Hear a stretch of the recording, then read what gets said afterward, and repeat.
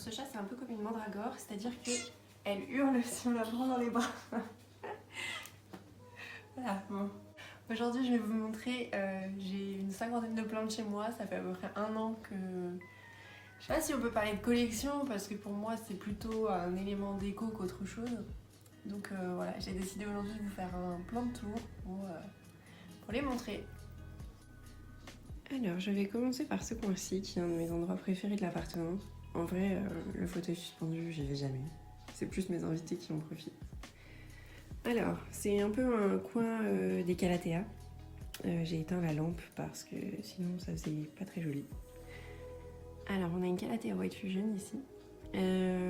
Quand je l'ai eue l'année dernière, elle était beaucoup plus grosse, mais en fait, j'ai l'impression que c'est des plantes qui ont du mal à s'adapter à nos intérieurs et du coup, j'ai dû quasiment la raser. C'était il y a au moins 6 mois. Et depuis, tout va bien, quoi. Elle fait des nouvelles feuilles incroyables. Il y a eu un moment des petits escargots à l'intérieur, ce qui fait qu'il y a des feuilles qui sont trouées, mais je sais pas, ils sont plus là maintenant. Ici, on a une Calathea Sylvia.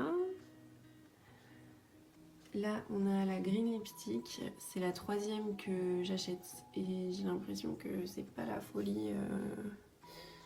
Voilà, hein, ça fait qu'une ou 2 semaines que j'ai racheté celle-ci et c'est pas foufou. Ici, on a une Picturata Argentea.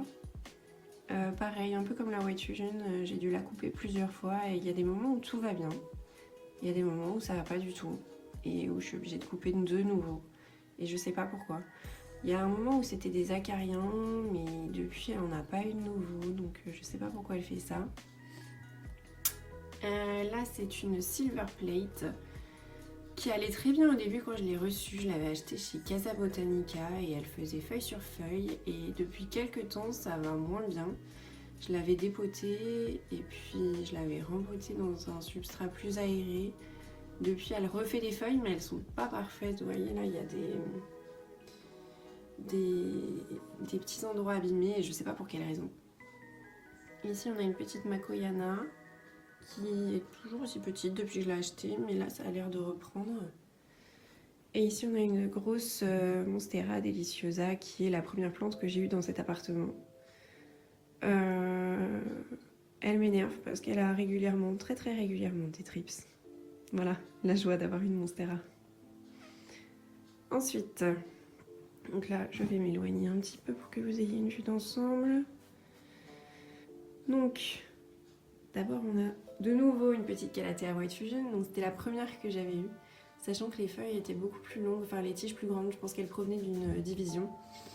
Et puis elles sont décédées assez rapidement. Et là, ce qui est bizarre, c'est que celle-ci, elle est quasiment toute blanche. En fait, il n'y a pas beaucoup de violet, alors que l'autre que je montrais tout à l'heure, elle ressemble vraiment à celle qu'on voit partout. Mais cette petite-là, ben non, elle est différente. Alors je sais pas pour quelle raison. L'autre est sous lampe horticole, donc est-ce que ça aurait pas un lien avec le fait qu'elle soit sous lampe et celle-ci non? Je ne sais pas. Si quelqu'un sait, dites-moi. Ici, nous avons un Bodos Silverian que j'avais acheté à une vente. Je sais plus si c'était Plantes pour tous ou le goût des plantes. Là, on a une Ceropegia. Alors, je sais pas exactement laquelle c'est celle qui est toute verte. En fait, les revers ne sont pas violets. C'est ma cousine qui me l'avait offerte pour mon anniversaire. Ici, on a un bébé Pilea. En fait, j'avais une plante mère l'année dernière qui était vraiment énorme. Et les Pilea, je les aime pas trop quand ils sont gros. En fait, je les aime bien quand ils sont petits. Alors, du coup, j'avais prélevé tous les rejets. J'en avais donné une partie à mes amis ou à mes collègues. Et puis, bah, j'avais gardé celui-ci qui est déjà au moins 4 fois plus grand aujourd'hui. Là, on a un Bégonia maculata qui... alors, c'est parti d'une toute petite feuille. J'avais fait un troc l'année dernière. Et maintenant, bah, il se plaît super bien. Hein. Autant il est encore dans un assez petit pot. Il faudrait peut-être que je le rempote. Voilà, donc ça reste assez petit. Je pense que un rempotage ne serait pas malvenu. Ici, nous avons une très longue, et encore je la coupe régulièrement, chaîne de cœur variegata, que j'avais acheté chez Jardiland l'année dernière et qui était assez petite, hein, elle devait arriver par ici. Et voilà, elle a tendance à aller se promener sur le canapé quand je ne la coupe pas. Et enfin là, on a ma magnifique Monstera taille constellation que j'ai eue il n'y a pas très longtemps. Donc pour le moment, il ne se passe rien et à la fois je me dis heureusement qu'elle ne grandit pas pour le moment parce que j'ai pas plus d'espace pour elle dans ce coin-là. On continue dans le salon toujours avec la Stromante Triostar. J'avais eu une Stromante Triostar l'année dernière qui était plus petite que j'avais acheté chez Botanique et ça s'était très mal passé. En fait, je pense que je l'arrosais trop et en tout cas chez moi, elle est hyper sensible au surarrosage. Donc les feuilles devenaient jaunes les unes après les autres. C'était une catastrophe, elle était vraiment pas jolie. Donc j'avais donné ce qu'il en restait sur l'application de don Give. Et j'en ai racheté une autre qui avait commencé, alors j'avais pas compris je pense, hein, c'était pas intégré dans ma tête. J'avais commencé à la traiter de la même façon, elle a commencé à jaunir aussi, et puis au bout d'un moment j'ai dit bon bah tant pis, je la laisse tranquille, et puis je ne fais rien. Et un jour je l'ai retrouvée toute raplapla, les feuilles enroulées, tombantes, etc. Et je me suis dit ah, c'est peut-être le signe qu'il faut l'arroser. Donc je l'ai arrosée, puis elle s'est relevée au bout d'une heure ou deux. Franchement, c'était impressionnant. Et depuis, je fais ça. J'attends qu'elle soit en PLS avant de l'arroser. Et ça fonctionne bien. Depuis, elle fait plein de feuilles. Pas forcément grosses, hein, mais quand même avec des variégations. Et c'est surtout ça qui m'intéresse sur cette plante. Il y a quelques petits bouts secs, mais rien de bien grave.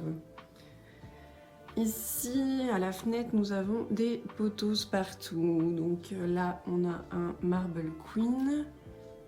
Alors il y a des feuilles qui sont très très claires et d'autres qui le sont pas du tout, mais en fait c'est parce que j'ai mis deux pieds ensemble, d'un très clair et d'un vert quoi, plus vert. Et pour l'anecdote, elle vit en sphaigne, voilà. Ici on a un néon que je bouture très régulièrement, donc j'ai l'impression qu'il grandit pas, mais en fait c'est une plante que les gens aiment bien et du coup je la bouture très souvent. Ici on a Enjoy qui grandit bien, mais j'ai eu des soucis avec lui parce qu'il a eu des trips. Ouais, des pothos ça arrive, il y a des trips sur les pothos aussi. Et aussi parce que j'avais pas rempoté pendant très longtemps. À la base, il était dans un pot à suspension et je sais pas si vous voyez les pots à suspension où le fond est plus élevé, comme les pots à orchidées. Et bref, je l'ai dépoté un jour parce que tous les 2 jours, je devais enlever 2-3 feuilles qui avaient jauni et je comprenais pas, j'avais beau espacer ou rapprocher les arrosages, le résultat était toujours le même. Et donc j'ai rempoté, depuis tout va bien. Plus de trips à l'horizon. Les feuilles sont pas énormes, mais bon, ça reste en suspendu, hein, donc voilà, rien d'étonnant. Ici, j'ai une petite Monstera variegata qui est très très jolie, moi je l'aime trop. Bon, elle est toute petite, hein. J'espère qu'elle va grandir un jour. Faudra que je lui mette un tuteur bientôt parce que là je l'ai tournée vers la lumière parce qu'elle avait tendance à... Regardez, si je la mets dans l'autre sens, elle reculait par là-bas. Et je trouvais ça pas joli, je voulais qu'elle soit droite quoi. Et même les feuilles là commençaient à se tourner vers la fenêtre. Donc je me suis dit que j'allais laisser 1 ou 2 semaines dans un sens et puis remettre 1 ou 2 semaines dans l'autre pour éviter ça parce que sinon elle aura un port un peu bizarre. Ici on a un Manjula, c'est un de mes préférés. Alors on voit pas bien parce que c'est à contre-jour. C'est vraiment un de mes préférés, je le trouve magnifique. J'avais toujours entendu que les Manjulas sont des plantes à croissance relativement lente. Et qu'il y avait facilement des taches marron, etc. Moi, quand je l'avais acheté, il était vraiment petit. Hein. Il avait juste... il dépassait pas quoi du pot. Et ce que j'ai fait, c'est que je l'ai basculé en sphaigne tout de suite. Je sais plus sur quelle chaîne YouTube j'avais vu ça, qu'en sphaigne, ça fonctionnait bien avec le Manjula. J'ai fait ça et franchement, j'ai aucun souci avec lui, quoi. Il y a des feuilles qui jaunissent de temps en temps, mais c'est vraiment les très vieilles feuilles, donc je pense que c'est normal. Et voilà, je l'aime trop. Je pense que si je devais garder qu'une plante, ce serait celle-là. Là, nous avons la Calathea ornata qui me pose souci. Hein. Bon, ça fait presque 1 an que je l'ai, mais je sais pas. Cette plante, je l'avais déjà eue en petite, que j'avais achetée dans une vente éphémère. et ça n'allait pas. Mais je pense que je l'arrosais trop encore une fois au début, mes calatheas. J'avais pas compris que on lit partout qu'elles doivent rester humides et puis en fait non, moi je les traite finalement comme les autres et ça se passe beaucoup mieux. En fait je sais pas pourquoi, j'ai eu le même problème avec la White Star que j'ai abandonnée, mais j'ai toujours sur les nouvelles feuilles cette espèce de vide. Là il y a une nouvelle feuille qui sort et j'ai l'impression que ça va être la même chose et je n'arrive pas à connaître la raison. Je lui mets de l'engrais en me disant que c'est peut-être ça, elle est collée à la fenêtre. Je suis ouest, enfin nord-ouest ici. Elle est collée à la fenêtre. Elle pousse, hein, elle fait des feuilles, mais je sais pas, je la trouve pas super en forme. Voilà, si vous avez des idées, pourquoi. Là, on a une Crimson que j'aime trop. Elle fait vraiment partie de mes préférées aussi. Ça, c'est Roxy, c'est mon chat. Roxy. Voilà, c'est un petit persan roux. Donc une Calathea Crimson qui... il s'est rien passé pendant très longtemps quand je l'avais acheté. Et puis au bout de quelques mois, elle a sorti plein de feuilles. Donc là, elle en a encore qui se déroulent. Ah, bah, il y a une petite imperfection comme ça. Je sais pas pourquoi non plus. Là, on a un Pothos Moonlight qui est trop cool. Mais ça m'embête un peu qu'il ait qu'une seule liane et j'ose pas le bouturer parce que ça a une croissance tellement lente ce truc. J'ai peur que ça prenne pas. Là, on a la Calathea Doty, que j'avais acheté en fait en même temps que la Crimson. Bon, je trouve qu'elles commencent à devenir toutes les deux des buissons, quoi. Elles grandissent tellement. Là, on a la Médaillon, qui avait déjà quelques petits soucis quand je l'ai acheté. Je trouve que les Calatheas dans les jardineries, ça vit très très mal. Hein. Et qui commencent à faire des nouvelles pousses. Voilà. Et pour le salon, ben, je crois que c'est tout. Hein. On a fait le tour du salon. Dans la cuisine, j'ai pas grand chose. Alors, ma cuisine donne sur un balcon qui est aussi nord-ouest, mais en fait, c'est un balcon qui est abrité, donc il n'y a pas beaucoup de lumière. J'ai mis des fleurs sur le balcon. Voilà. Je sais pas si ça vous intéresse. Là, on a une petite Tradescantia Zebrina quadricolore que j'ai eu très récemment, que j'arrivais pas à trouver. Alors que pourtant c'est quand même quelque chose qui pousse très très vite, c'est Tradescantia Zebrina. Mais cette variété-là, je n'arrive pas du tout à la trouver. Donc je suis très contente d'avoir fini par la trouver chez un particulier sur Facebook. Ah, j'ai oublié d'éteindre ma petite jardinière. J'ai cette petite jardinière prête à pousser, je sais plus, Lilo, je crois qu'elle s'appelle. Et ça pousse, mais mon basilic est en train de pourrir et je comprends pas pourquoi, puisque c'est censé fonctionner tout seul en fait. On n'est pas censé entretenir ce truc-là, bref. Ici on a une Tradescantia Sweetness, alors c'est une version plus petite que la Nanook. Elle ressemble à la Nanook, mais pour avoir des boutures de Nanook dans ma chambre et avoir mis l'un à côté de l'autre, c'est beaucoup plus petit. Et ce que j'aime bien avec celle-ci, c'est qu'elle a un port plus buisson, alors que la Nanook, elle va faire des longues tiges qui seront très solides et pas forcément retombantes, alors que celle-ci, elle est plus compacte, donc je préfère celle-là. Et là, on a une Zebrina Silver. C'est une amie qui m'a donné une toute petite bouture qui devait être pas plus grosse que ça. Le petit bout là que je suis en train de montrer. Et dès qu'elle a doublé de volume, enfin de taille, je l'ai repiquée directement dans la terre. Et puis ainsi de suite en fait. Dès qu'elle a doublé de volume, je repiquais. Et puis bah voilà, maintenant j'ai une grande et jolie plante. C'est tout pour la cuisine vu que j'ai une exposition un peu nulle ici. Ensuite on va dans la chambre qui est la pièce la plus jungle de mon appartement. Alors, sur ce meuble-là, nous avons ici un Anthurium clarinervium que j'avais eu petit au moment où ils étaient encore très chers. Je crois que les feuilles que j'avais eues, ça devait être ça et ça, quoi. C'était vraiment tout petit. Pour dire, depuis que je l'ai, j'ai dû le rempoter au moins 3 fois. Il grandit bien, il a eu des trips récemment et du coup, il a des taches derrière. Ça m'embête un peu, mais je crois qu'il n'y en a plus. Ici, on a le Crystallinium Silver Blush que j'avais acheté chez Plants. Les feuilles de base ne sont plus là parce qu'en fait, elles jaunissent comme elle. En fait, elle se prend pour une alocasia, je pense. À chaque fois qu'il y a une feuille qui sort, il y en a une qui jaunit. Je sais pas pour quelle raison. Là, on a la Maranta Black, mais c'est une forme bébé. Donc, j'attends qu'elle... Ça, c'est les feuilles que j'ai reçues de base. qui sont en train de... Enfin, celles-ci sont en train de dépérir, j'ai l'impression. Et ça, c'est les nouvelles qu'elle fait depuis qu'elle est chez moi. Là, il y en a une nouvelle en cours. J'attends désespérément du coup qu'elle sorte aussi grande que ça, avec vraiment le noir, pas comme elle est censée faire en fait. Mais bon, il faut être patient parce que bon, cette plante est difficile à trouver pour le moment en tout cas, donc je vais attendre.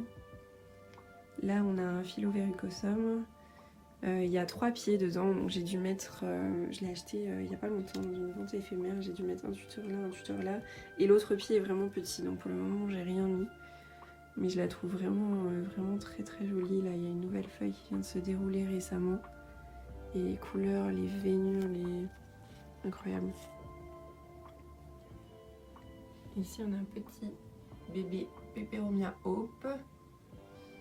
Je sais pas pourquoi elle ne pousse pas, il ne se passe rien. Alors, sur cette étagère, nous avons là le pothos golden que j'avais acheté assez petit, une dame qui déménageait, je crois. Il y avait juste une liane. En vérité, il n'y en a pas beaucoup plus là. C'est surtout que je l'enroule pour pas qu'il me chatouille quand je dors. Parce que j'ai pas le cœur à le couper. Je trouve que ça fait beau comme ça. Là, on a la chaîne de cœur Ceropegia classique. Ici, on a une Maranta Carpoeana variegata que j'avais acheté à Strasbourg chez Jungle. Je sais pas si vous avez déjà entendu parler de cette boutique, mais elle est incroyable. Là, on a un Senecio Rolleianus variegata.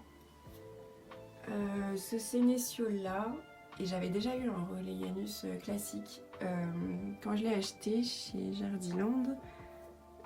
Comme le classique m'avait fait avant, il a complètement dépéri en fait, les tiges à la base ont séché. Du coup j'ai tout coupé et j'ai rempoté dans ce pot en terre cuite directement, enfin j'ai repiqué les boutures directement et depuis tout va bien. Alors je sais pas pourquoi, le vert ça avait fait la même chose. Faut repartir de zéro au niveau des racines pour que ça se plaît chez moi ces trucs, c'est une énigme. Ici on a une Ceropegia Silver Glory.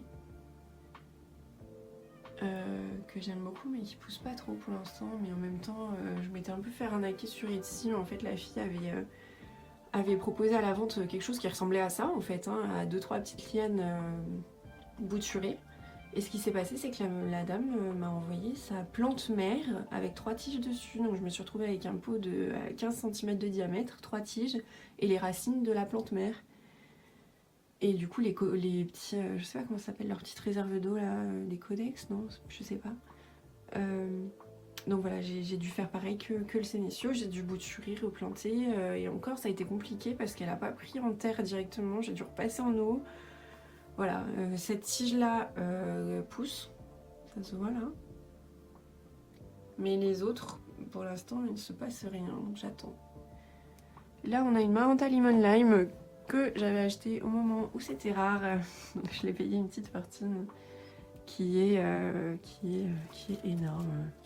Alors je sais que c'est une rampante et qu'il faudrait que je la pose sur le meuble et que j'évite de la laisser retomber comme ça. Mais j'avoue que j'ai pas trop la place, où il faudrait que je me sépare d'une des plantes ici, j'ai pas trop envie. Elle a des bouts qui sèchent à beaucoup d'endroits que j'essaye de couper de temps en temps, mais ça revient tout le temps. Je sais pas pourquoi, mais elle fait des nouvelles feuilles en permanence, vraiment, même en plein hiver, elle a des nouvelles feuilles tout le temps. Elle fait des fleurs, il y en a une qui allait se cacher dans la Ceropegia là. Elle fait des fleurs tout le temps aussi, c'est un peu embêtant parce que je retrouve tout le temps sur mon lit. Bah là, voilà la preuve, il y a des petites fleurs fanées là, je passe mon temps à les enlever. Ici, je suis un peu une tarée des Maranta, vous allez remarquer. Donc là, on a la Silver Band que j'avais acheté aussi. J'ai acheté toutes mes Maranta quand elles étaient encore très rares. Donc en fait, j'ai payé très cher toutes mes Maranta qui aujourd'hui sont très abordables. Ça me fout un peu la rage, mais bon, c'est l'offre et la demande. Hein. Donc celle-ci a sorti une magnifique petite feuille rose. Alors, j'aimerais bien que quelqu'un m'explique pourquoi elle est rose. Voilà, hein, si quelqu'un a une idée. Ici, il y a aussi un peu de pourpre. J'ai l'impression que ça va donner la même chose. Ici, on a la nouille de 4 moustaches. Et ce que j'aime particulièrement, c'est quand les feuilles viennent de sortir, elles ont vraiment des couleurs. Voilà, elle en fait plein. Elle a déjà triplé alors que ça doit faire 2-3 mois que je l'ai seulement. Là, on a des Hoya. Donc le Hoya, c'est quoi son nom déjà? Eskimo? Je sais plus. Son nom exact. Ah oui, Croniana. Qui est en train de faire des fleurs. J'ai jamais vu de fleurs de Hoya. Du coup, je suis extrêmement impatiente de voir à quoi ça va ressembler. Donc elle est en terre cuite, elle se plaît de fou. Et ici, c'est la Euskeliana, je sais plus, qui sort ses nouvelles feuilles en rose, donc c'est très joli. Je l'ai eu, il n'y avait que cette liane.